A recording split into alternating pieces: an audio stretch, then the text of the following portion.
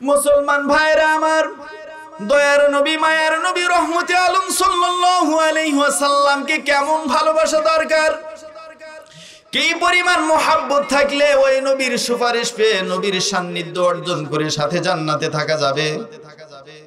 সুহাইব রুমি রাদিয়াল্লাহু তাআলা আনহু রোম দেশ থেকে হিজরত করে সফর করে নিজের মাতৃভূমিকে ছেড়ে দিয়ে দয়ার নবীর পাশে এসে যখন তিনি দীর্ঘদিন জীবন যাপন করতেছিলেন, রহমতে আলম সাল্লাল্লাহু আলাইহি ওয়াসাল্লাম যখন আল্লাহর নির্দেশে যখন মক্কা ভূমি ছেড়ে দিয়ে মদিনায় হিজরত করলেন, এই সুহাইব রুমি রাদিয়াল্লাহু তাআলা আনহু এক মুহূর্ত আর মক্কার মধ্যে শান্তি পাইতেছেন না। তাফসিরে মারিফুল কোরআনের মধ্যে ঘটনা এসেছে, উল্লেখযোগ্য সকল তাফসিরের মধ্যে শানে নুজুল লেখা হয়েছে। যে আয়াতখানা আমি তেলাওয়াত করেছি, সুহাইব রুমি রাদিয়াল্লাহু তাআলা আনহু এমন আশিকে রাসূল ছিলেন, নিজের জীবনকে কুরবানি করে দিয়ে সকল সম্পদকে লাথি মেরে দয়ার নবী মায়ার নবীর পাগল হয়ে মদিনার দিকে তিনি রওনা করেছেন। কথা ঠিক কিনা? রগ রগ মে তেরে হো মোহাব্বত, रग रग में तेरे हो मोहब्बत रसूले अरब की, जन्नत की खजाइन में यही बाए सलम है। अल्लाह अकबर अल्लाह अकबर। কবি বলতেছেন, ও দুনিয়ার মানুষেরা, নবী রাসূল আরব সাল্লাল্লাহু আলাইহি ওয়াসাল্লামের মহব্বত আর ভালোবাসা যদি আমাদের কলিজার মধ্যে রগ রিশার মধ্যে স্থান পেয়ে যায়, আল্লাহ এই মহব্বতের বিনিময়ে আমাদেরকে জান্নাত দিবেন, বলি মারহাবা। শুধু কি তাই, জান্নাত নসিব হবে, নবীজির সুপারিশ পেয়ে জান্নাতের আলা মাকাম হবে, আল্লাহ রাব্বুল আলামিন আরো নিয়ামত বাড়ায়া দিবেন। দুনিয়াতেও যেমন সম্মান, আখিরাতে তেমন মুক্তির সনদ, জান্নাতের সনদ রয়েছে। সুহাইব রুমিকে আল্লাহ তাআলা এতটাই ভালোবাসলেন, দয়ার নবীকে সুহাইব রুমি ভালোবাসার কারণে সুহাইব রুমি যখন দেখলেন আমার মাহবুব আলম সাল্লাল্লাহু আলাইহি ওয়াসাল্লাম মক্কা থেকে মদিনায় হিজরত করেছেন, পাগল হয়ে গেলেন। মুহূর্তের মধ্যে তিনিও রেডি হয়ে গেলেন, ঘোড়ার পিঠে আরোহণ করলেন। মিয়ানের মধ্যে তথা তীরদানির মধ্যে অনেকগুলো তীর তিনি বুকিং করে নিয়ে দাঁড়ালো তলোয়ার নিয়ে তিনি ছুটলেন মদিনার দিকে। কথা ঠিক কিনা? মক্কার লিডারেরা যখন জানতে পেরেছে মুহূর্তের মধ্যে এরকম ভাবে রোডকে এরকম ভাবে ঘেরাও করে নিয়েছে, রাস্তাতে তাহারা প্রতিবন্ধকতা সৃষ্টি করে চতুর্দিক থেকে অস্ত্র সশস্ত্র বাহিনী তাহাকে ঘেরের মধ্যে ফেলেছে। সুহাইব রুমি বলতেছে, সিংহের মতো তর্জন গর্জন করে এই গ্রামের যুবক ভাইদেরকে এমন সাহস আল্লাহ দিয়েছেন বিদায় প্রতিকূল পরিবেশের মধ্যে এরকম ভাবে জানতেছে এখন এরকম ভাবে বিশ্বকাপের খেলা চলতেছে, মানুষগুলো গুনাহের মধ্যে লিপ্ত, জলসায় লোক কম হবে, তারপরেও ইমানি চেতনা ছিল যে না সময় মতোই আমরা জলসা করব, যারা বাধা দেয় দিয়ে কিন্তু বাধাকে মানব না, কারণ ইসলামী সম্মিলন চালিয়ে যাব। এই ধরনের মন মানসিকতা যাদের থাকবে, সুহাইব রুমির এরকম ভাবে বন্ধু হয়ে রসুলের সান্নিধ্য অর্জন করে মহান আল্লাহর জান্নাতের মালিক, বলি সুবহানাল্লাহ। সম্মানিত সুধী, পবিত্র কালামুল্লাহ শরীফ থেকে 114টি সূরার মধ্যে থেকে সর্ববৃহত্তম সূরা, আয়তনেও বড়, আয়াতের সংখ্যায় বড়, সেই সূরার নাম হলো সূরাতুল বাকারা। মুআজ্জাজ হাজিরিন, এই 286টি আয়াতের মধ্যে থেকে আপনাদের সম্মুখে আমি মাত্র 2টি আয়াত তেলাওয়াত করেছি। 207 নম্বর আয়াত এবং 208 নম্বর আয়াতকে সামনে রেখে দ্বীনি কিছু মৌলিক আলোচনা পেশ করব। আল্লাহ রাব্বুল আলামিন বক্তা এবং শ্রোতা সবাইকে হেদায়েতের নিয়তে বলা এবং শোনার তৌফিক দান। হাদিসের আলোকে জান্নাতের বাগানে বসে আছি, চন্দ্রকোনা পূর্বপাড়া যুব সমাজের আয়োজনে যেই জান্নাতের বাগান এত দূর পর্যন্ত পৌঁছে গিয়েছে, যেই বাবাজিরা পিছনে লেগে আছেন, অর্থ দিচ্ছেন, শ্রম দিচ্ছেন, সহযোগিতা করছেন, হাদিসের আলোকে আমরা সবাই জান্নাতের মালিক, বলি মারহাবা। মান দাল্লা আলা খায়রিন ফালাহু মিসলু আজরি ফাইলি। রহমতে আলম সাল্লাল্লাহু আলাইহি ওয়াসাল্লাম পবিত্র জবানে ঘোষণা দিয়েছেন, যাহারা ভালো কাজের পথকে উন্মোচন করে গেল, ভালো কাজের রাহাবার পথ প্রদর্শক হলো, এই সমস্ত ব্যক্তিরা যখন কবরের যাত্রী হয়ে কবরে পৌঁছে যাবে, ভালো কাজের ক্ষেত্রগুলো এরকম ভাবে ভালো কাজের ক্ষেত্র তৈরি করে গেল। এখানে কিয়ামত পর্যন্ত যতদিন ভালো কাজ চালু থাকবে, মসজিদ করে গেছে, মাদ্রাসা করে গেছে, ইসলামী মহাসম্মিলন এরকম ভাবে এলাকার মধ্যে নিয়ম চালু করে গেছে। আল্লাহর বান্দা অনেকে এমন তো আছে, এই ময়দানে গত বছর আলোচনা শুনছে, এই বছর বান্দা কবরের যাত্রী হয়ে পড়ে আছে, এমন ঘটনা আছে কি নাই? এই জন্য হুঁশিয়ার আর সাবধান, এমন কোন ব্যক্তি যেন এই সমাজের মধ্যে না থাকে। ইসলামী মহাসম্মিলন যেখানে কোরআন হাদিসের আলোচনা হয়, এর বিরুদ্ধে যাহারা করবে, উতবা সাহেবা আবু জেহেল তারা যেমন জাহান্নামী, তারা যেমন ইসলামের শত্রুতা পোষণ করেছে, তাদের যেমন নামগুলো শুনলে মানুষ ঘৃণার নজরে দেখে এবং নাউজুবিল্লাহ বলতে বাধ্য হয়, আমরা যেন তাদের উত্তরসূরি না হই।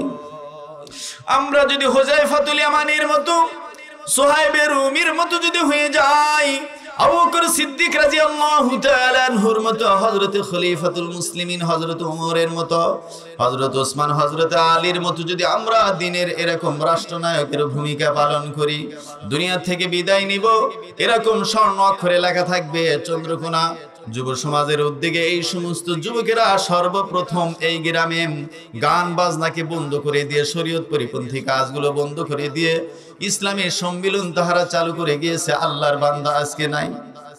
পরবর্তী যুবক যে সমস্ত ভাইরা থাকবে, তারা বলবে আমার বড় ভাইরা এই কাজগুলো করে গেছে। যে মুরব্বীরা আর সহযোগী ছিলেন তাদের নামও উচ্চারণ হবে। যেমন চেয়ারম্যান সাহেব গত বছর যেমন সুন্দর কথা রেখেছিলেন, ভালো কাজ শুরু করেছে যুবকেরা আমরা আছি, এবারও তিনি উৎসাহিত করে গেলেন। এই জন্য ওনার জন্য আমার পক্ষ থেকে, আপনাদের সকলের পক্ষ থেকে দোয়া থাকা দরকার। ইউনিয়নের চেয়ারম্যানের মন মানসিকতা যদি এমন হয়, ওই ইউনিয়নের উন্নতি হবে, কথা ঠিক কিনা? যুবকেরা যদি ইসলামী মহাসম্মিলন করে, এর পিছনে যদি রাষ্ট্রীয় যতগুলো বাধা বিপত্তি থাকে, চেয়ারম্যান সাহেব যদি তাদের পক্ষে এরকম ভাবে, রাষ্ট্রীয় পক্ষে যে সমস্ত গোয়েন্দা সংস্থা আছে তাদেরকে ভালো রিপোর্ট দেয় যে না, আমার এলাকায় মহাসম্মিলন হয় তৌহিদি জনতাকে দিনের পথে আনার জন্যে, ওই সময় কোনোদিন ওই মহাসম্মিলন রাষ্ট্রীয় পক্ষ থেকে বাধা এসে বন্ধ হবে না, কথা ঠিক কিনা? এরকম ভাবে এই মোড়ল, এই সমাজের যতগুলো মোড়ল আছে, যাহারা মুরব্বী, এই সমস্ত বাবাজিরা যদি যুবকদেরকে সামনে আগায় দেয়, এই গ্রামে গান বাজনা বাদ্যযন্ত্র বাজাইতে দেওয়া যাবে না, বক্স বাজা চলবে না। একদিন এই বাবাজিরা কবরে চলে যাবে, এই যুবকেরা মাহফিল থেকে দোয়া করবে, যেমন মুসাফির দোয়া করলে আল্লাহর দরবারে কবুল হয়, কথা ঠিক কিনা? দাওয়াতুল মুসাফির হাদিসের মধ্যে আসছে, 3 শ্রেণীর ব্যক্তির দোয়া কবুল হইতে কোনো পার্টিশন থাকে না, ব্যবধান থাকে না, আরশে আজিম পর্যন্ত পৌঁছে যায়, বলি মারহাবা। দাওয়াতুল মুসাফির, মুসাফিরের দোয়া সরাসরি আল্লাহর আরশে আজিমে পৌঁছে যায়। আজকে প্রধান বক্তা তিনি হলেন মুসাফির, সাতক্ষীরা থেকে আসছেন, শত শত মাইল তিনি অপেক্ষা করে আপনাদের মাঝে এসেছেন দিনের প্রচারের জন্য। আমি অধম কিছু সময় পেয়েছি, মূল্যায়ন করতে হবে। হাদিসের মধ্যে আসছে, মাম্মাশা ইলা আলিমিন খুতওয়াতাইন ওয়া জালাসা ইনদাহু সাআতাইন ওয়া সামিআ মিনহু কালিমাতাইন ওয়াজাবাত লাহু জান্নাতান, মারহাবা। ও যুবক ভাই, যাহারা মাহফিলের আশেপাশে ঘোরাফেরা করছো, রাস্তায় দাঁড়িয়ে আছো, যে সমস্ত যুবক ভাইরা বাবাজিরা এখনো বাড়িতে বসে আছেন, আজকে দোয়া কবুল, মাহফিল কবুল হবে। মুসাফির আজকে প্রধান বক্তা, প্রধান মেহমান। আল্লাহর ওলিরা আছেন, ওলামায়ে কেরাম মঞ্চে আছেন। হাদিসের মধ্যে এসেছে, নবীজি বলেছেন, যে সমস্ত ব্যক্তিরা হেঁটে হেঁটে, পায়ে হেঁটে হেঁটে 2 কদম অগ্রসর হয়ে ওলামায়ে কেরামের সম্মুখে বসবে, দিনের কথা শ্রবণ করবে, আল্লাহর রাসূল বলছেন ওয়াজাবাত লাহু জান্নাতান, তাদের জন্য 2টি জান্নাত অবধারিত, বলি মারহাবা। 2টি জান্নাত ওয়াজিব হয়ে যাবে, আমিলা বিহিমা আও লাম ইয়ামাল, আমল করার সুযোগ সে পায় অথবা না পায়। অনেক বক্তা মঞ্চে অসুস্থ হয়ে লাশ হয়ে বাড়িতে ফিরছেন। এই বাংলার জমিনে সিরাজগঞ্জ জেলার মধ্যে সুনামধন্য বক্তা রেজাউল করিম কাউসারি মঞ্চে অসুস্থ হলেন, লাশ হয়ে আল্লাহর বান্দা বাড়িতে ফিরছেন। কথা ঠিক কিনা? হায়াতের গ্যারান্টি নাই। আমি বা আপনি যে কোনো মুহূর্তে লাশ হয়ে অন্ধকার কবরে চলে যাব, কোনো দিন আর এই পৃথিবীতে আসার সুযোগ হবে না। এই জন্য যে যুবক ভাইরা আশেপাশে কথা বলছো, সময় নষ্ট করছো, মেহেরবানি করে জান্নাতি মাহফিলে বসে যাই। এই জায়গা সাক্ষী দিবে, আমলনামা সাক্ষী দিবে। আল্লাহর ফেরেশতারা এরকম ভাবে কুদরতি ভাবে ক্যামেরায় তারা আমার আপনার ছবিকে ধারণ করাইতেছেন। জমিন সাক্ষী হয়ে যাবে। এই জমিন সাক্ষী দিবে, সাক্ষীর বিনিময়ে আমি আপনি জান্নাতি বলি মারহাবা।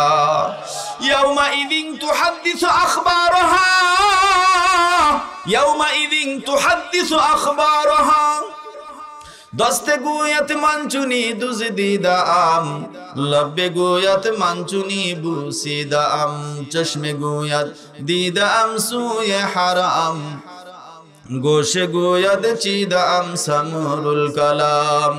আল-ইয়াওমা নাখতিমু আলা আফওয়াহিহিম ওয়া তুকাল্লিমুনা আইদিহিম ওয়া তাশহাদু আরজুলুহুম বিমা কানু ইয়াকসিবুন। সূরা ইয়াসিন শরীফের মধ্যে সুস্পষ্ট ঘোষণা এসেছে। রব্বে কারীম দয়াময় প্রভু বলেছেন, ময়দানে মাহশারে নাফরমানদের জবানকে আল্লাহ তাআলা সিলমোহর করে দিবেন, কথা বলার কোনো সুযোগ থাকবে না। অঙ্গ প্রত্যঙ্গ সাক্ষী দিবে। বোঝা যাচ্ছে বান্দার অঙ্গ প্রত্যঙ্গগুলো হাত পা সাক্ষী হয়ে যাবে। এই জন্য চন্দ্রকোনা পূর্বপাড়া ইয়ং জেনারেশন, যে সমস্ত আমার কলিজার টুকরা, আমার শ্রদ্ধাভাজন ভাইরা জান্নাতের বাগান সাজাইলা, যারা 2 কদম অগ্রসর হয়ে ওলামায়ে কেরামের সামনে বসার সুযোগ পেয়েছে, দিনের কিছু কথা শ্রবণ করবে। আল্লাহর রাসূল বলছেন 8টি জান্নাতের কমাস কম 2টি জান্নাতের তাহারা মালিক। আর যদি আমরা 8টি গুণে গুণান্বিত হতে পারি, তার মধ্যে 1 নাম্বার গুণ হলো যারা 5 ওয়াক্ত নামাজ খুজুর সাথে, বিনয়ের সাথে, একাগ্রতার সাথে, খুশু বিনয় নম্রতার সাথে আমরা আদায় করব। আল্লাহ রাব্বুল আলামিন সূরাতুল মুমিনুনে ঘোষণা দিয়েছেন তারা শ্রেষ্ঠ জান্নাত, জান্নাতুল ফিরদাউসের ওয়ারিস বলি মারহাবা। সুহাইব রুমি রাদিয়াল্লাহু তাআলা আনহুর মধ্যে যে ইশক আর মুহাব্বত ছিল, রাসূলের প্রেম ভালোবাসা, এই মাহফিলে আমি দোয়া করে যাচ্ছি সিরাজগঞ্জের সদরে চন্দ্রকোনা গ্রামের যে যুবক ভাইরা জান্নাতের বাগান সাজাইলা, নবীর ইশক আর মুহাব্বত নিয়ে সুহাইব রুমির মতো মুহাব্বত তোমাদের মধ্যে আছে বিদায় সমস্ত বাধাকে উপেক্ষা করে প্রতিকূল পরিবেশের সাথে পাঞ্জা লড়ে এখন যুবকেরা খেলা দেখছে, আর এই গ্রামের যুবকেরা জান্নাতের বাগান লাগাইছে বলি মারহাবা। লিল্লাহি তাকবীর। আওয়াজ কিন্তু সিংহের মতো থাকতে হবে। লিল্লাহি তাকবীর। কোরআন সুন্নাহর আলো, আল কোরআনের আলো, আল হাদিসের আলো, আলেম ওলামা যেখানে, কোরআন হাদিস যেখানে, মসজিদ মাদ্রাসা যেখানে, ওয়াজ মাহফিল যেখানে, ফুটবল খেলা যেখানে, লিল্লাহি তাকবীর। মাঝে মাঝে সিংহের মতো গর্জন দিয়ে জিকিরও হবে, কারণ একবার জিকির যদি কবুল হয়, হাদিসে এসেছে মান ক্বালা লা ইলাহা ইল্লাল্লাহ দাখালাল জান্নাহ, যে কালেমা একবার সহিভাবে তেলাওয়াত করবে, পাঠ করবে, যদি আল্লাহর কাছে মঞ্জুর হয়, সে একদিন না একদিন জান্নাতি বলি সুবহানাল্লাহ। সুহাইব রুমির ইশক এই গ্রামের যুবক ভাইদের আছে। বাবাজিরা আপনারা যেন ফল্টে না পড়েন, কারণ যারা ভালোবাসেন তারাই তো মাহফিলের সহযোগী নাকি?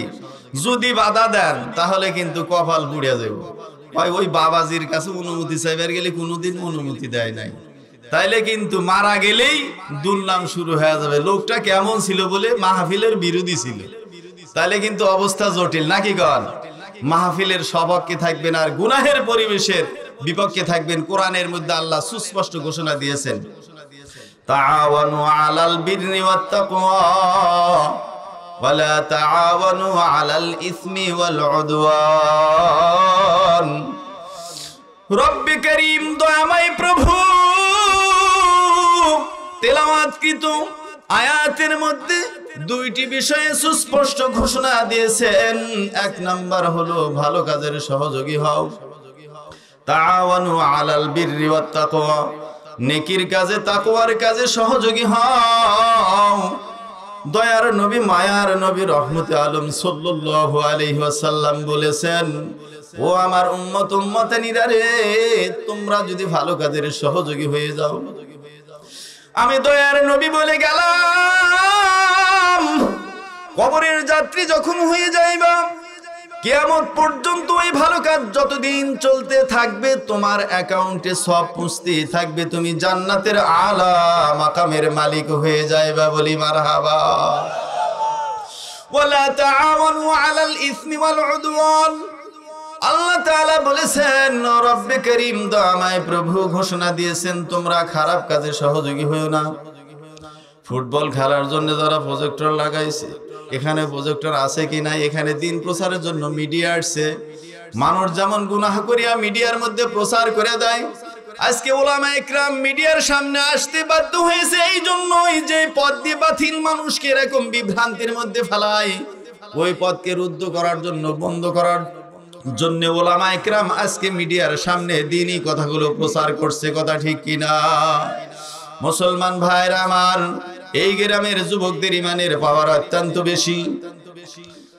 সুহাইব রুমি রাদিয়াল্লাহু তাআলা আনহুর মধ্যে যে গুণ ছিল, তাদের মধ্যেও কিছু গুণ আছে, শুনতে রাজি আছি তো? সুহাইব রুমির কোন গুণ ছিল? জাফর তাইয়ারকে কোন গুণের কারণে আল্লাহ তাআলা জিবরাইলের মাধ্যমে নবীর কাছে সুসংবাদ দিয়েছেন? আজকে যুবক ভাইদেরকে উদ্দেশ্য করে এবং পর্দার আড়ালে যে মা বোনেরা আছেন তাদেরকে উদ্দেশ্য করে কথাগুলো বলার ইরাদা রেখেছে, আল্লাহ যদি তৌফিক দেন। সুহাইব রুমি রাদিয়াল্লাহু তাআলা আনহুর শানে আল্লাহ তাআলা সূরাতুল বাকারার 207 নম্বর আয়াত নাযিল করে দিয়েছেন। এমনি ভাবে জাফর তাইয়ার রাদিয়াল্লাহু তাআলা আনহুর শানে আল্লাহ রাব্বুল আলামিন সূরাতুল বাকারার 219 নম্বর আয়াতে সুন্দর দিক নির্দেশনা দিয়েছেন। মুসলমান ভাইরা আমার, দয়ার নবী মায়ার নবী রহমতে আলম সাল্লাল্লাহু আলাইহি ওয়াসাল্লামকে কেমন ভালোবাসা দরকার, কি পরিমাণ মুহাব্বত থাকলে ওই নবীর সুপারিশ পেয়ে নবীর সান্নিধ্য অর্জন করে সাথে জান্নাতে থাকা যাবে। সুহাইব রুমি রাদিয়াল্লাহু তাআলা আনহু রোম দেশ থেকে হিজরত করে, সফর করে, নিজের মাতৃভূমিকে ছেড়ে দিয়ে দয়ার নবীর পাশে এসে যখন তিনি দীর্ঘদিন জীবন যাপন করতেছিলেন, রহমতে আলম সাল্লাল্লাহু আলাইহি ওয়াসাল্লাম যখন আল্লাহর নির্দেশে যখন মক্কা ভূমি ছেড়ে দিয়ে মদিনায় হিজরত করলেন, এই সুহাইব রুমি রাদিয়াল্লাহু তাআলা আনহু এক মুহূর্ত আর মক্কার মধ্যে শান্তি পাইতেছেন না। তাফসিরে মারিফুল কোরআনের মধ্যে ঘটনা এসেছে, উল্লেখযোগ্য সকল তাফসিরের মধ্যে শানে নুজুল লেখা হয়েছে। যে আয়াতখানা আমি তেলাওয়াত করেছি, সুহাইব রুমি রাদিয়াল্লাহু তাআলা আনহু এমন আশিকে রাসূল ছিলেন, নিজের জীবনকে কুরবানি করে দিয়ে সকল সম্পদকে লাথি মেরে দয়ার নবী মায়ার নবীর পাগল হয়ে মদিনার দিকে তিনি রওনা করেছেন। কথা ঠিক কিনা? রগ রগ মে তেরে হো মোহাব্বত, रग रग में तेरे हो मोहब्बत रसूले अरब की, जन्नत की खजाइन में यही बाए सलम है। अल्लाह अकबर, अल्लाह अकबर। কবি বলতেছেন, ও দুনিয়ার মানুষেরা, নবী রাসূল আরব সাল্লাল্লাহু আলাইহি ওয়াসাল্লামের মহব্বত আর ভালোবাসা যদি আমাদের কলিজার মধ্যে, রগ রিশার মধ্যে স্থান পেয়ে যায়, আল্লাহ এই মহব্বতের বিনিময়ে আমাদেরকে জান্নাত দিবেন। বলি মারহাবা। শুধু কি তাই, জান্নাত নসিব হবে, নবীদের সুপারিশ পেয়ে জান্নাতের আলা মাকাম হবে। আল্লাহ রাব্বুল আলামিন আরো নিয়ামত বাড়ায় দিবেন। দুনিয়াতেও যেমন সম্মান, আখিরাতে তেমন মুক্তির সনদ, জান্নাতের সনদ রয়েছে। সুহাইবে রুমিকে আল্লাহ তাআলা এতটাই ভালোবাসলেন, দয়ার নবীকে সুহাইবে রুমি ভালোবাসার কারণে সুহাইবে রুমি যখন দেখলেন আমার মাহবুব আলম সাল্লাল্লাহু আলাইহি ওয়াসাল্লাম মক্কা থেকে মদিনায় হিজরত করেছেন, পাগল হয়ে গেলেন। মুহূর্তের মধ্যে তিনিও রেডি হয়ে গেলেন, ঘোড়ার পিঠে আরোহণ করলেন। মিয়ানের মধ্যে তথা তীরদানির মধ্যে অনেকগুলো তীর তিনি বুকিং করে নিয়ে দাঁড়ালো তলোয়ার নিয়ে তিনি ছুটলেন মদিনার দিকে। কথা ঠিক কিনা? মক্কার লিডারেরা যখন জানতে পেরেছে মুহূর্তের মধ্যে এরকম ভাবে রোডকে এরকম ভাবে ঘেরাও করে নিয়েছে, রাস্তাতে তাহারা প্রতিবন্ধকতা সৃষ্টি করে চতুর্দিক থেকে অস্ত্র সশস্ত্র বাহিনী তাহাকে ঘেরের মধ্যে ফেলেছে। সুহাইবে রুমি বলতেছে, সিংহের মতো তর্জন গর্জন করে এই গ্রামের যুবক ভাইদেরকে এমন সাহস আল্লাহ দিয়েছেন বিদায় প্রতিকূল পরিবেশের মধ্যে এরকম ভাবে জানতেছে এখন এরকম ভাবে বিশ্বকাপের খেলা চলতেছে, মানুষগুলো গুনাহের মধ্যে লিপ্ত, জলসায় লোক কম হবে, তারপরেও ইমানি চেতনা ছিল যে না সময় মতোই আমরা জলসা করব, যারা বাধা দেয় দিয়ে কিন্তু বাধাকে মানব না, কারণ ইসলামী সম্মিলন চালিয়ে যাব। এই ধরনের মন মানসিকতা যাদের থাকবে সুহাইবে রুমির এরকম ভাবে বন্ধু হয়ে রসুলের সান্নিধ্য অর্জন করে মহান আল্লাহর জান্নাতের মালিক বলি সুবহানাল্লাহ। সুহাইবে রুমি রাদিয়াল্লাহু তাআলা আনহু চলছেন, পথের মধ্যে যখন শত শত হাজার হাজার কাফেরেরা সশস্ত্র বাহিনী সামনে দাঁড়িয়ে গিয়েছেন, তিনি বলতেছেন ও মক্কার কাফেরেরা, তোদের সকলের জানা আছে আমি সুহাইবে রুমির জিন্দেগিতে কোনোদিন টার্গেট মিস হয় নাই। তীরন্দাজ, তীরকে এত ভাবে তিনি টার্গেট করে গন্তব্যস্থলে পৌঁছাইতেন, কয় জিন্দেগিতে আমার একটা টার্গেট মিস হয়। যেখানে যে উদ্দেশ্যে টার্গেট করতেন সেখানে পৌঁছে দিতেন। বলতেছে ও মক্কার কাফেরেরা, তোদের জানা আছে কেউ যদি প্রতিবন্ধকতা সৃষ্টি করে মাহবুবে আলম সাল্লাল্লাহু আলাইহি ওয়াসাল্লামের সান্নিধ্যে যেতে যদি বাধা দেওয়া হয় তাকে জাহান্নামে পৌঁছে দেওয়া হবে। চিল্লা বলেন মারহাবা। হে মক্কার কাফেরেরা, কি আছো? মাকে সন্তান হারা করতে চাও, আমার সম্মুখে এসে বাধা দাও। কে আছো বাচ্চাদেরকে ইতিম করবে, স্ত্রীকে বিধবা বানাইবা, সে আমার সম্মুখে আসো, তাহার সঙ্গে আমার জিহাদ হবে। এরকম ভাবে চিল্লাইতেছিলেন, সিংহের মতো গর্জন তর্জন করতেছিল, কেউ সামনে আসার সাহস পাচ্ছে না।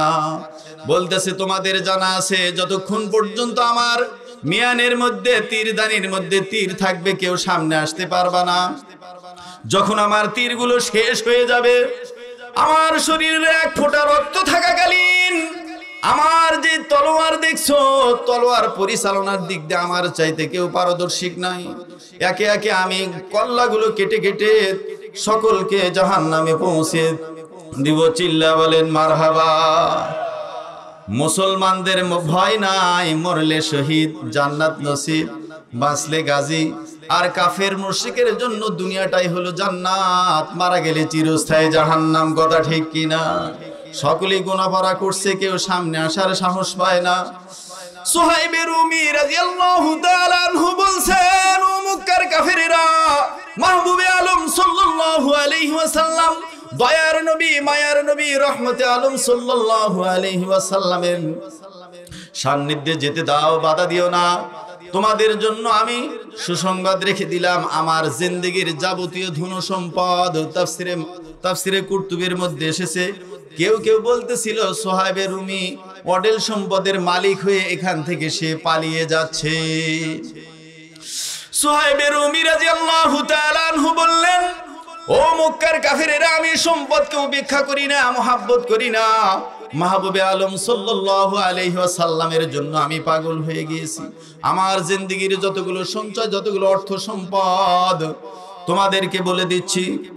এই মুহূর্তে তোমাদেরকে আমি ঠিকানা বলে দিচ্ছি, তোমরা সম্পদগুলো নিয়ে নাও। তবুও রাসূল আরব সাল্লাল্লাহু আলাইহি ওয়াসাল্লামের পথকে তোমরা ক্লিয়ার করে দাও।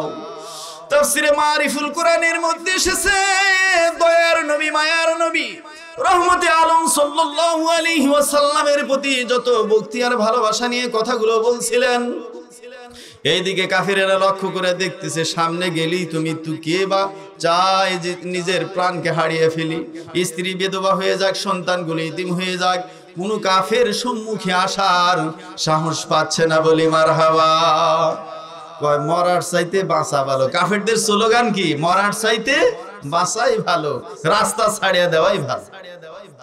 সুহাইব রুমি রাদিয়াল্লাহু তাআলা আনহু মুহূর্তের মধ্যে তিনি সেখান থেকে যখন মুক্তি পাইলেন, রাস্তা ছেড়ে দিল, তারা সম্পদের লোভে পড়ে গেল। আর এইদিকে তিনি যখন রাসূল আরব সাল্লাল্লাহু আলাইহি ওয়াসাল্লামের সান্নিধ্যে গেলেন, গিয়া বলতেছেন, ইয়া রাসূলুল্লাহ, ইয়া হাবিবাল্লাহ, হুজুর, পথের মধ্যে এরকম বিপদগ্রস্ত, বাধাগ্রস্ত হয়েছিলাম। আমার জীবনের সকল সম্পদের বিনিময় তারা আমার পথকে পরিহার করে দিয়েছে, ছেড়ে দিয়েছে। পয়গম্বর সাল্লাল্লাহু আলাইহি ওয়াসাল্লাম পবিত্র জবানে সুহাইব রুমি রাদিয়াল্লাহু তাআলা আনহুকে তিনবার সুন্দর বাক্য শোনাইলেন।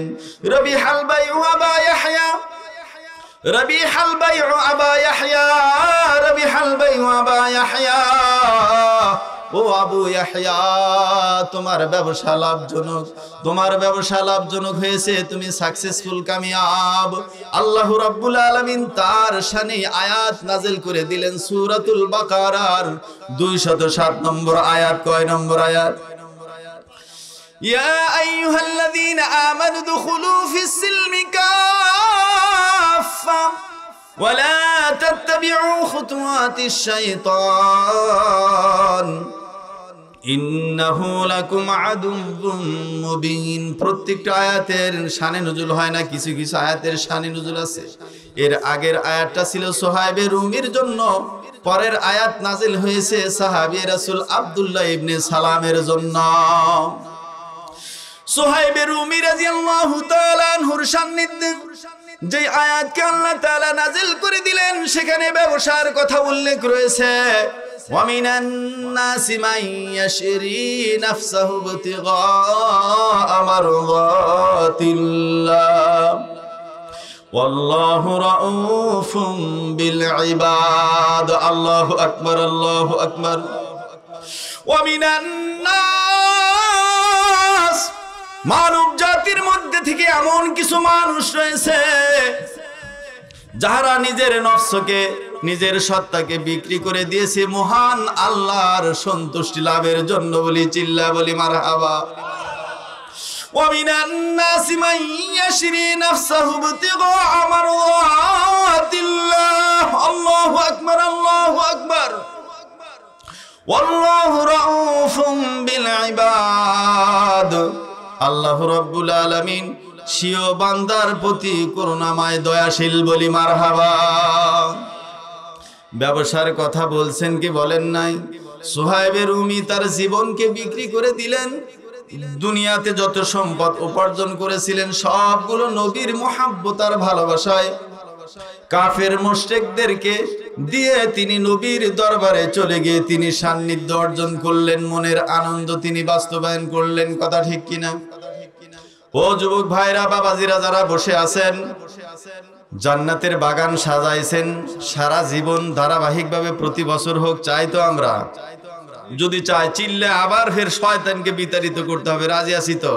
তাকবীর দিয়ে শয়তানকে বুঝাইতে হবে, এবং যারা মাহফিলপন্থী তাদেরকে বুঝাইতে হবে কি পরিমাণ লোক আমরা এখানে আছি।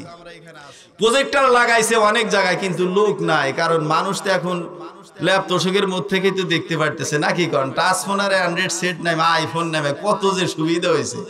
এই গোদুলি হল, তারপরে আমাদের পেফুলবাড়ি হলগুলো বন্ধ হয়েছে তো, নাকি? কারণ তারপরে শিল্পী যারা আছে তাদেরও জীবন বরবাদ। আর কি আর গানের আসর হবে?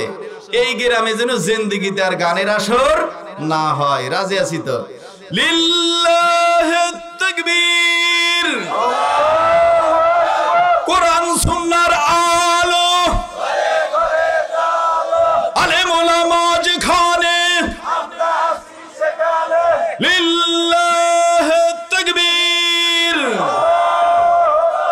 আলহামদুলিল্লাহ। আসলে আপনাদের পাওয়ার বেশি আছে, কারণ শহরের মাল তো, নাকি? গণ মুসলমান ভাইরা আমার, সুহাইবের রুমির থেকে আমরা নবীজির ইশক আর মোহাব্বত শিখলাম। যিনি তোমাদেরকে সৃষ্টি করেছেন, তোমাদের পূর্বপুরুষগণকে সৃষ্টি করেছেন, তার সমকক্ষে কাউকে করিও না। যিনি আসমান বানাইলেন, জমিনকে বিছানা স্বরূপ বানাইছেন, আসমান থেকে রহমতের বৃষ্টি বর্ষণ করেন, রিজিকের ব্যবস্থা করে দেন, সেই আল্লাহর দাসত্ব গোলামি করো। খাকু বাদু আবু আতিশ বান্দায়ান, খাকু বাদু আবু আতিশ বান্দান, বামানু তু মুর্দা বা হক জিন্দান।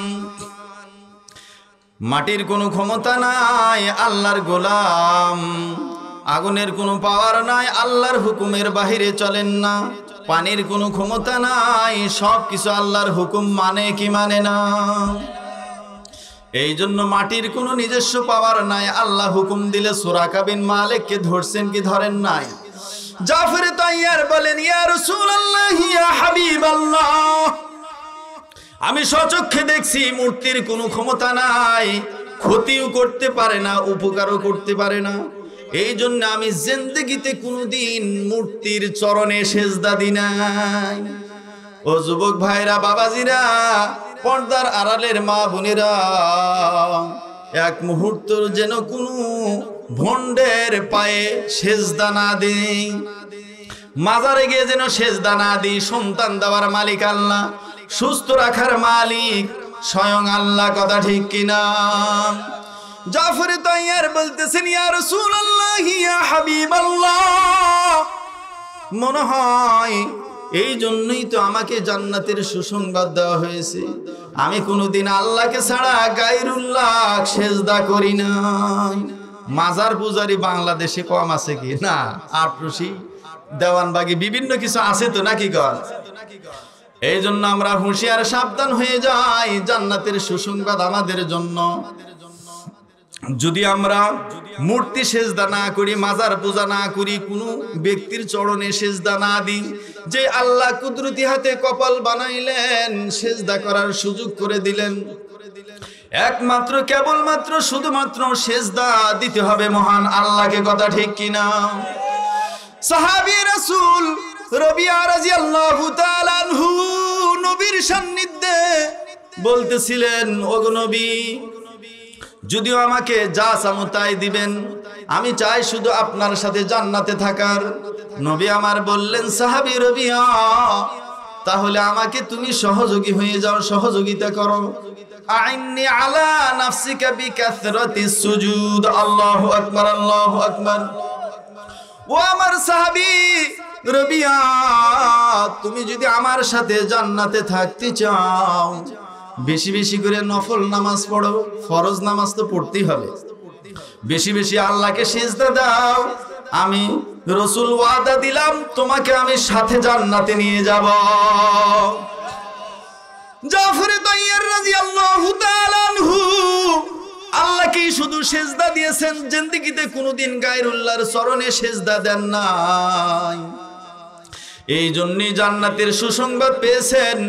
আজ থেকে আমরা ওয়াদাবদ্ধ হই, পর্দার আড়ালের যে সমস্ত মা বোনেরা আছেন, ভণ্ডদের খপ্পরে কেউ চলে যাইবেন না। রসুলের চেয়ে, নবীর চেয়ে কেউ কি বড় পীর সাহেব হতে পারছে? আব্দুল কাদের জিলানীর চেয়ে কেউ কি সুনাম ধন্য পীর সাহেব আছে? তারা কি কোনোদিন সেজদা গ্রহণ করছেন? এই জন্য আমরা জাফর তাইয়ারের জীবনী থেকে চন্দ্রকোনার যুবক ভাইদের, বাবাজিদের সম্মুখে কথাটা মিডিয়ার সামনে উপস্থাপন করলাম। জাফর তাইয়ারকে জান্নাতের সুসংবাদ দেওয়া হয়েছে, জিন্দেগিতে কি কোনোদিন তিনি গায়রুল্লাহকে সেজদা করেন না। আরো গোপন আমল কয়টি আছে? 4টির মধ্যে 2টি বর্ণনা করা হলো। তৃতীয় নাম্বার হলো ভেরি ইম্পর্টেন্ট, যে গুনাহের কারণে স্বামী স্ত্রীর মধ্যে কলহ দ্বন্দ্ব, সম্মানিত ব্যক্তিদের মান সম্মান নষ্ট হয়ে যাচ্ছে, এরকম ভাবে সরকার জেলখানায় আবদ্ধ করতে বাধ্য হচ্ছে। জাফর তাইয়ার তিনি বলতেছিলেন, ইয়া রাসূলুল্লাহ, ইয়া হাবিবাল্লাহ, আমি জাফর ইসলাম গ্রহণ করার আগেও এই কাজের সাথে সম্পৃক্ত ছিলাম না, ঘৃণা করে পরিহার করে চলছি। ইসলাম গ্রহণ করার পরেও সেই গুনাহের সাথে কশিন কালেও জড়িত নয়। আল্লাহ রাব্বুল আলামিন সূরাতুল মুমিনুনের মধ্যে সুসংবাদ দিয়েছেন, ওয়াল্লাযীনা হুম আলা সালাওয়াতিহিম ইউহাফিজুন। এর আগের আয়াতে বলছেন ওয়াল্লাযীনা হুম লিফুরুজিহিম হাফিজুন। আল্লাহু আকবার, আল্লাহু আকবার। যেই সমস্ত আল্লাহর বান্দা বান্দিরা আবাল বৃদ্ধা বনিতা যৌবনে যারা পদার্পণ করেছি, সতীত্বতা যদি রক্ষা করে চলি, জিনা ব্যভিচার থেকে যারা সংযত থাকবে, তারাই তো শ্রেষ্ঠ জান্নাত, জান্নাতুল ফেরদাউসের উত্তরাধিকারী। বলি মারহাবা। জাফর তাইয়ার বলতেছিলেন, ইয়া রাসূলুল্লাহ, ইয়া হাবিবাল্লাহ, আমি জাফর ইসলাম গ্রহণ করার আগেও জিনা করি নাই, ইসলাম গ্রহণ করার পরে প্রশ্নই তো ওঠে না, প্রশ্নই জাগে না।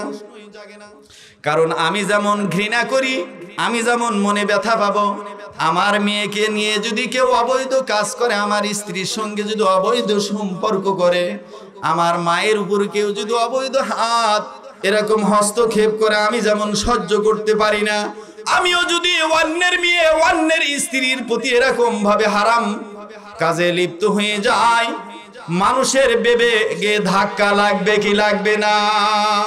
ও যুবক ভাইরা রে, ও চন্দ্রকোনার যুবক ভাইরা, তোমরা জান্নাতি। এই মাহফিল যদি আল্লাহর দরবারে কবুল হয়, সারা পৃথিবীর মানুষ এই কথাগুলো, কোরআনের নির্যাস, জাফরে তৈয়ারের বিশেষ আমলগুলো সামনে তুলে ধরা হচ্ছে। সারা পৃথিবীর মানুষগুলো শুনছে যে জাফরে তৈয়ার জান্নাতি বিশেষ 4টি গুণের কারণে। কয়টি গুণ? 1 নাম্বার ছিল তিনি এরকম ভাবে মদ পান করতেন না, মূর্তি পূজা করতেন না। 3য় নাম্বার হলো তিনি জিনা ব্যভিচারে লিপ্ত ছিলেন না। আল্লাহ তাআলা সূরাতুল মুমিনুনের মধ্যে ঘোষণা দিয়েছেন, ওয়াল্লাযীনা হুম লিফুরুজিহিম হাফিজুন, যারা সতীত্বতা রক্ষা করবে। দয়ার নবী, মায়ার নবী, রহমতে আলম সাল্লাল্লাহু আলাইহি ওয়াসাল্লাম পবিত্র জবানে ঘোষণা দিয়েছেন, প্রতিশ্রুতি দিয়েছেন। আল্লাহর নবী বলেন, মাইয়াজমাল্লি মা বাইনা লিহিয়াহি ওয়া মা বাইনা রিজলাইহি আজমান লাহুল জান্নাহ। আমি নবী ওয়াদা দিলাম, ওগো মা,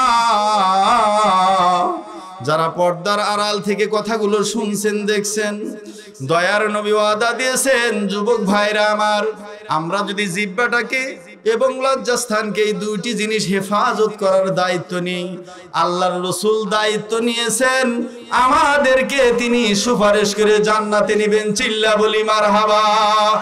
লিল্লাহি তাকবীর।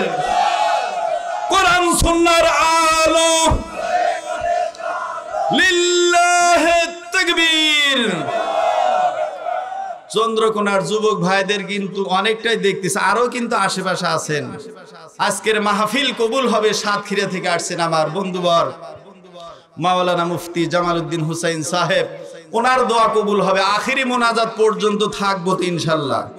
মুসলমান ভাইরা আমার, জাফরে তৈয়ারের আরেকটা পয়েন্ট যেটা ভেরি ইম্পর্টেন্ট, একটা বিষয় একটা আরেকটার থেকে গুরুত্বপূর্ণ। জিনা ব্যভিচার থেকে যদি আমার বাংলাদেশ মুক্ত হয়ে যায়, মা বোনেরা শান্তি পাবে। যেই স্বামী পরক্রিয়ায় এরকম লিপ্ত হয়, স্ত্রীকে দেখতে পারবে না, তার সংসারে অশান্তি লাগবে কি লাগবে না? আবার যদি স্বামী বিদেশে থাকে অথবা বাহিরে চাকরি করে, অথবা স্বামী একটু অসচেতন, যদি অবৈধ সম্পর্ক করে, ওই যুবকের জীবনটাই লাইফটাই মার্ডার। কথা ঠিক কিনা? আজকের ওয়াজের মধ্যে শুধু যুবক ভাইদের জন্য নসিহত নয়, সকলের জন্যই। জিনা ব্যভিচারে যে বা যাহারা লিপ্ত হোক না কেন, অশান্তি ওই দেশের মধ্যে ওই গ্রামে আসে কিনা? তাফসিরে মারিফুল কোরআনের মধ্যে আজকে দেখলাম আল্লাহ রাব্বুল আলামিন জমিনের মধ্যে মহামারী চালু করে দেন, যার কোনো চিকিৎসা নাই, বাপ দাদাও যে রোগের নাম শোনে নাই। এই যে কিছুদিন আগে করোনা ভাইরাসের কারণে লক্ষ লক্ষ মানুষগুলো বিধর্মীরাই বেশি মারা গেছে। কথা ঠিক কিনা? যেই দেশে জিনা ব্যভিচার বেশি হয়েছে, আল্লাহ এবং রাসূলের বিরুদ্ধে আচরণ করেছে, তারাই তো লক্ষ লক্ষ দুনিয়া থেকে বিদায় নিল। দেখেন কোন হুজুর, কোন মাদ্রাসার হাফেজে কোরআন করোনায় আক্রান্ত হয়ে, কোন এরকম হক্কানে আলেম করোনায় আক্রান্ত হয়ে মারা যায় নাই। গত বছরও মাহফিল হয়েছে, শোনা যায় নাই চন্দ্রকোনার একজন মুসল্লি নামাজি ব্যক্তি করোনাতে আক্রান্ত হয়ে মারা গেছে। শোনা গেছে কি? বোঝা গেল তাফসিরের সাথে, আল্লাহর কোরআনের সাথে, হাদিসের সাথে সামনে রেখে যে কথাগুলো বলা হচ্ছে, জিনা ব্যভিচারে যারা লিপ্ত হবে তাদেরকে আল্লাহ মহামারী দিয়ে ধ্বংস করে দেয়। জাফর তাইয়ার রাদিয়াল্লাহু তাআলা আনহু জিন্দেগিতে কোনোদিন জিনা ব্যভিচারে লিপ্ত হন নাই। আমরা যদি এই মাহফিল থেকে, ইসলামী মহাসম্মেলন থেকে এই প্রেসক্রিপশন গ্রহণ করে যদি আমরা আত্মশুদ্ধি করে নিই, আমাদের জীবনটা, লাইফটা যদি এরকম ইসলামী মাইন্ডে নিয়ে আসি, সাহাবায়ে কেরামের পদাঙ্ক অনুসরণ করি, জাফরে তাইয়ারের মতো যদি হয়ে যায়, আমাদের জন্যই জান্নাতের সুসংবাদ। চিল্লা বলেন মারহাবা। দয়ার নবী, মায়ার নবী কথাগুলো শুনছেন, চোখ থেকে দর দর করে পানি পড়ছে। তিনি আবার জানার জন্য জানতেছেন, ইচ্ছা করতেছেন আর একটা গুণ আছে কি নাই।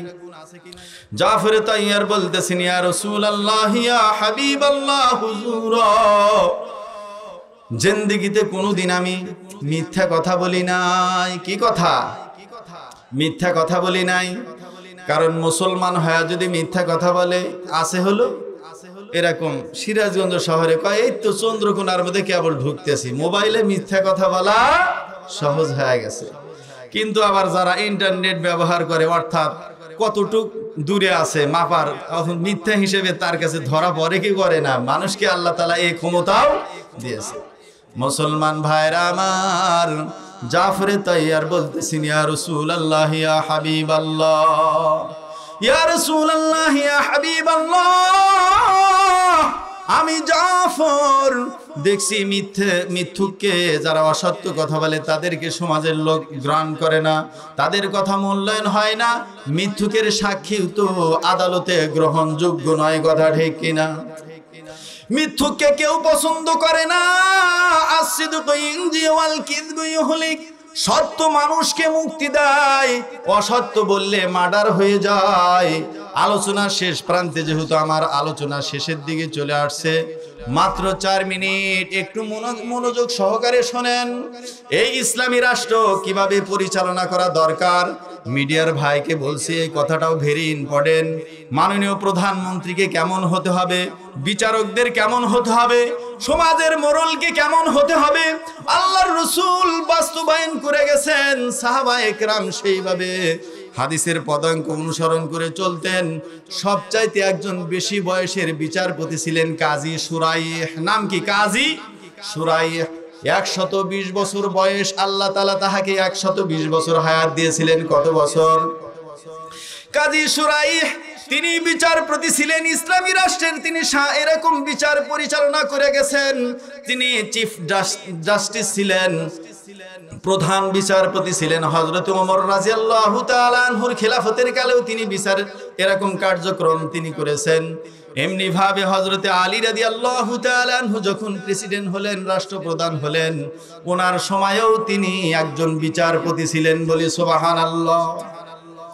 জঙ্গে সিফিনের মধ্যে যাওয়ার সময় হযরত আলী রাদিয়াল্লাহু তাআলা আনহুর লৌহ বর্মতার থেকে গায়েব হয়ে যায়, অদৃশ্য হয়ে যায়। যখন তিনি জঙ্গে সিফিন থেকে কুফায় পৌঁছলেন, লক্ষ্য করে দেখলেন যে তার একটা বল্লম তথা দাঁড়ালো তলোয়ার গায়েব যে হয়ে গিয়েছিল, হারিয়ে গিয়েছিল, একজন ইহুদির হাতে সেই তলোয়ার দেখা যায়। রাষ্ট্রের প্রধান হয়ে নিজের একেবারে অত্যন্ত মহব্বতের, অত্যন্ত তার কাছে এরকম মনোনীত ছিল, ওই তলোয়ারের মহব্বত তার এতটাই তীব্র ছিল, তিনি বলতেছেন, ও ভাই ইহুদিরে, আমি এই তলোয়ার তোমার কাছে বিক্রিও করি নাই, হাদিয়াও দিই নাই, কেমনে তোমার কাছে পৌঁছলো? এটা আমার, আমাকে দিয়ে দাও। অথচ তিনি হলেন ওখানকার ওই দেশের প্রধানমন্ত্রী, খলিফাতুল মুসলিমিন হযরত আলী রাদিয়াল্লাহু তাআলা আনহু। তিনি বলতেছিলেন, ও ভাই, তোমার কাছে আমি এই তলোয়ার বিক্রিও তো করি নাই, হাদিয়াও দিই নাই, কেমনে তোমার কাছে পৌঁছলো? আমাকে মেহেরবানি করে দিয়ে দাও। ইহুদি বলে, না, নো নেভার, কখনই হতে পারে না, এটা তো আমার হাতে আছে, কেমনে আপনি দাবি করেন? খলিফাতুল মুসলিমিন হযরতে আলী রাদিয়াল্লাহু তাআলা আনহু রাষ্ট্রের প্রধান হয়ে তিনি ক্ষমতা প্রয়োগ করলেন না। মাননীয় প্রধানমন্ত্রীকে এবং যারা দেশকে পরিচালনা করতেছেন এবং ভবিষ্যতে যারা পরিচালনা করবে সকলের জন্য, সারা পৃথিবীর শাসকদের জন্য এখানে উপদেশ আর হাদিয়া রয়েছে। ক্ষমতা থাকলেই অবৈধ ক্ষমতার প্রয়োগ করা যাবে না, কথা ঠিক কিনা? হযরতে আলী রাদিয়াল্লাহু তাআলা আনহু তিনি এতটাই শান্ত হলেন, ধৈর্য ধরলেন, ক্ষমতা প্রয়োগ না করে তিনি বলতেছেন, আল্লাহ কিভাবে আমি উদ্ধার করি, কিভাবে হক কথা প্রকাশ করি। মুসলমান ভাইরা আমার, খলিফাতুল মুসলিমিন হযরতে আলী রাদিয়াল্লাহু তাআলা আনহু দেখলেন বিচারের আশ্রয় নিতে হবে। কার আশ্রয়? বিচারের আশ্রয় নিতে হবে। এই জন্য তিনি ওই দেশে যাহাকে বিচারপতি হিসেবে নিযুক্ত করেছিলেন কাজী সুরাইহ, নাম কি? কাজী বিচারপতি সুরাইহ, যার বয়স হলে 120 বছর, যাকে আল্লাহ হায়াত দিয়েছিলেন। এই কাজীর দ্বারস্থ হয়ে তাহাকে জানাইলেন, আমার লৌহ বর্ম অমক ইহুদির হাতে, সে তো আমাকে দিচ্ছে না। বলে, তাহলে তাহাকেও ডাকেন। দুইজন যখন আদালতে হাজির হলেন, রাষ্ট্রপ্রধান হযরতে আলী এমনি ভাবে ইহুদি দুই দিকে দাঁড়িয়ে গেলেন। খলিফাতুল মুসলিমিন হযরতে আলী রাদিয়াল্লাহু তাআলা আনহু বলতেছেন যে, ও বিচারপতি কাজী সুরাই, আমার এই লৌহ বর্ম আমি বিক্রিও করি নাই, হাদিয়াও দিই নাই এই ইহুদির কাছে। ওই ইহুদি বলতেছিল, না, এটা আমার হাতে, আমারই তো হবে। কেমনে সে দাবি করে? ফতোয়া তো জহেরের উপর, হাতে আছে যার, মানুষকে তারই তো হবে। খলিফাতুল মুসলিমিন হযরতে আলী রাদিয়াল্লাহু তাআলা আনহু ক্ষমতা প্রয়োগ করলেন না, তার সঙ্গে অসৎ আচরণ করলেন না। বিচারপতি চিফ জাস্টিস যিনি ছিলেন, প্রধান বিচারপতি, তিনিও রাষ্ট্রপ্রধানের দিকে তাকাইলেন না। শরীয়তে যা কয়, কোরআন হাদিসে যাই বলে, সেই উসিলায় ফায়সালা হবে। কারণ বাদীর জন্য দলিল দিতে হবে, আর বিবাদী কসম খেয়ে যেটা বলবে তার উপরে রায় হবে। এটাই হলো শরীয়তের বিধান। খলিফাতুল মুসলিমিন হযরত আলী রাদিয়াল্লাহু তাআলা আনহু তার অধীনস্থ বিচারপতি তাহার সম্মুখে এরকম ভাবে সাক্ষী পেশ করলেন যে এই বিষয়ে লৌহ বর্ম যে আমার ছেলে হাসান এটার পক্ষে সাক্ষী দিবে, এবং আমার কৃতদাস যিনি ছিলেন, যাহাকে আজাদ করে দেওয়া হয়েছে, কনবার নামক গোলাম, তিনি হলেন আমার আজাদকৃত গোলাম সাক্ষী। বাংলাদেশের যারা বিচারপতি আছেন, কষ্টা মিডিয়ায় থাকবে, চিরদিন থাকবে, আপনাদের জন্য শরীয়তের একটা ভেরি ইম্পর্টেন্ট কথা আমি জাতির সামনে উপহার দিয়ে গেলাম। বিচারপতির কেমন হওয়া দরকার, রাষ্ট্রের বিচারপতিদের কেমন হওয়া দরকার, শাসকদের মন মানসিকতা কেমন থাকা দরকার। আমার বিরুদ্ধে যদি রায় আসে, ওই বিচারপতিকে বাংলাদেশ থেকে বিদেশে পার করে দিতে হবে, তাকে আসামি মানে ফাঁসির কাষ্ঠে ঝুলাইতে হবে। নো নেভার কখনই হতে পারে না, ইসলাম এটা মেনে নেয় না, কথা ঠিক কিনা?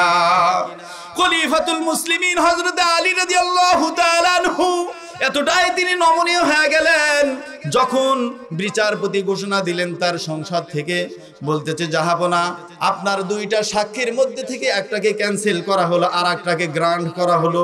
কারণ ছেলে বাবার যদি সপক্ষে সাক্ষী দেয়, স্বজন প্রীতির সুযোগ আছে কি নাই, ব্লাড কানেকশনের কারণে হয়তো এখানে গন্ডগোল হওয়ার সম্ভাবনা আছে। কয় একটা সাক্ষী ক্যান্সেল, আর এক সাক্ষীতে আপনি ডিগ্রি পান না। এইবার যখন কসম খেয়ে ফেললো, ইহুদির জন্য যখন বিচারপতি রায় দিলেন রাষ্ট্রপ্রধান হয়ে, খলিফাতুল মুসলিমিন একটা কথা বললেন না, চিল্লা বলি মারহাবা। হযরতে আলী রাদিয়াল্লাহু তাআলা আনহু যখন আদালত থেকে বের হলেন, স্বতঃস্ফূর্তভাবে সন্তুষ্ট চিত্রে বের হলেন, আমি এরকম হেরে গেলাম, আমার কোনো দুঃখ নাই, শরীয়তের বিধান রাষ্ট্রপ্রধান তিনি মেনে নিলেন। আদালত থেকে বের হলেন, ইহুদি বের হলো। এরপরে ইহুদি দেখলো, হাই রে, ইন্নাদ-দীনা ইনদাল্লাহিল ইসলাম, ইসলাম হলো মনোনীত ধর্ম, ইসলাম হলো শান্তির ধর্ম, কথা ঠিক কিনা? এইবার ইহুদি বলতেছে, না না, যদিও আমি ডিগ্রি পাই, ইসলাম যে সত্য ধর্ম আজকে প্রকাশ হয়ে গেল।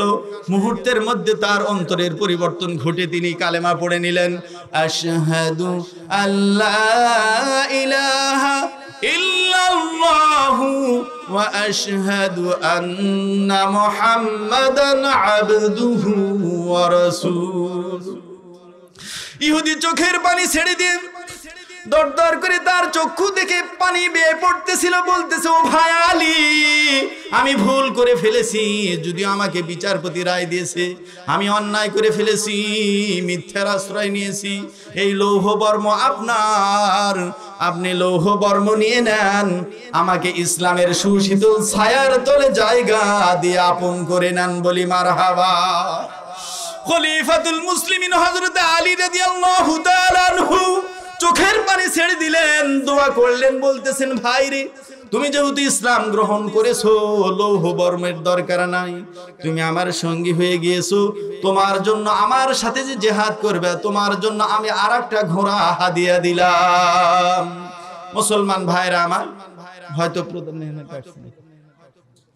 মুসলমান ভাইরা আমার, এই জন্য ইসলামের মধ্যে যে এইগুলো গুণ রয়েছে আমাদের মধ্যে দিয়ে এসে যায়, আজও মুসলমান জাতির কারণে বিজাতি মুসলমান হবে কি হবে না। জাফর তাইয়ারের যেমন বিশেষ 4টি গুণ ছিল, যার কারণে আল্লাহ রাব্বুল আলামিন জিবরাইলের মাধ্যমে নবীর কাছে জান্নাতের সুসংবাদ পাঠিয়ে দিয়েছেন। চন্দ্রকোনার যুবক ভাইরা রে, তোমরা যদি আজকের মাহফিলকে এরকম গান বাজনার পরিবেশকে পরিহার করে পথকে বন্ধ করে দিয়ে ইসলামী সম্মিলন করতে থাকো, কিয়ামত পর্যন্ত তোমরা কবরের জগৎ থেকে তোমাদের অ্যাকাউন্টে সব পুঁজি থাকবে, তোমরা হলো জান্নাতের আলা মাকাম আর মালিক, বলি মারহাবা। লা ইলাহা ইল্লাল্লাহ। জোরে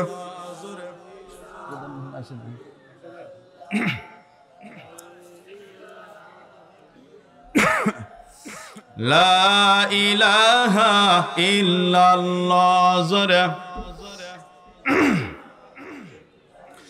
লা ইলাহা ইল্লাল্লাহু মুহাম্মাদুর রাসূলুল্লাহ।